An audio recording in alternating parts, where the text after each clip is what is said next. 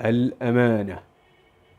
الأمانة كلمة شديدة المراسي، عظيمة الحكمة، أن تكون أمينا مع نفسك ومع الآخرين في كل شيء أيا كان.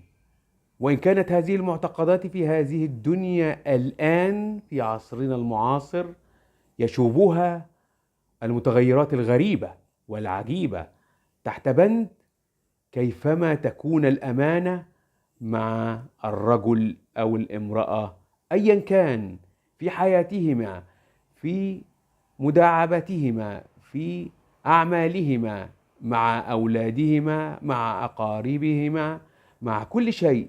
الأمانة تاريخ يمر منذ العصور الوسطى ثم العصور العليا، فالقرن ال19 فالقرن ال21 فضاعت الأمانة، لأن الإنسان استباح كل شيء، استباح أن يفعل الغير مرغوب مرغوب، فهوى في دنيا سحيقة يحبها ويعشقها ويتمناها ويتلاعب بها، ولكن هيهات هيهات، هل الإنسان يملكها؟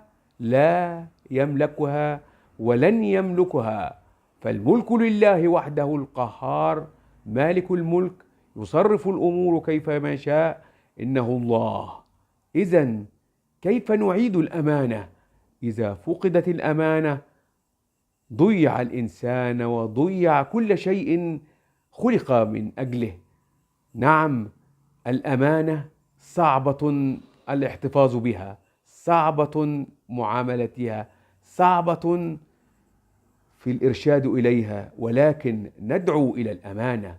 ألم تكن الأمانة عند رسول الله صلى الله عليه وسلم محمد رسول الله، وعند سيدنا عيسى رسول الله، وعند سيدنا موسى والكثيرين من الأنبياء الأجلاء، وكانت عند إبراهيم الخليل عليه الصلاة والسلام.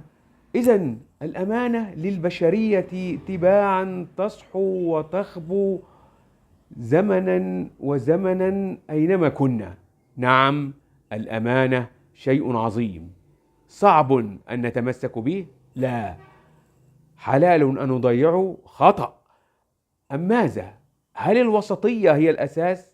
ربما، ولكن الوسطية بأمانة والتعامل بأمانة، فالأمانة في كل يد حاكم، مدير، رئيس، بائع خضار، أيا كان، كلنا نجل كل الأعمال، فالأعمال كلها من صناعة من؟ صناعة الإنسان ووهبة الله للإنسان. إذن الأمانة لله شيء عظيم، شيء جميل، شيء مؤدب للإنسان، يؤدبه ويهذبه لكي يعيش تباعا وتباعا، يحب الإنسانية ويحب الأمانة. وقد يضحك الناس عن هذه الأمانة في زمننا المعاصر ويقولون أين هي الأمانة، والكل يتصارع ويأكل في بعضه البعض. حقا وعدلا وصدقا يحدث في هذا الواقع الذي نعيشه، وإن الإنسانية لا تقع وتتدهور لضياع الأمانة والصراعات في كل شيء في العالم. وهو نرى العالم كله في تخبط مستمر ويتواصل.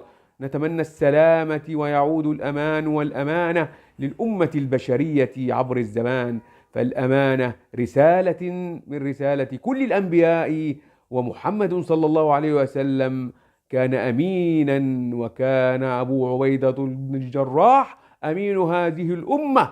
نتمنى أن نكون مثله ونسعى إلى خطاه، وكذلك الصحابة الأجلاء. وكل عام ورمضان بخير على الأمناء والأمن، وكل ما هو أمين لأمتنا المصرية والعربية من الخليج العربي للمحيط الأطلنطي. حافظوا على الأمانة، فالأمانة رسالة ستسألون عليها يوم القيامة، كل رئيس ومدير وموظف وكل إنسان يحيا في الأرض. فتحية للأمانة ولكل باعثها عبر السنين والأيام، وأعيدوا الأمانة في الأرض فالله حافظها. الله.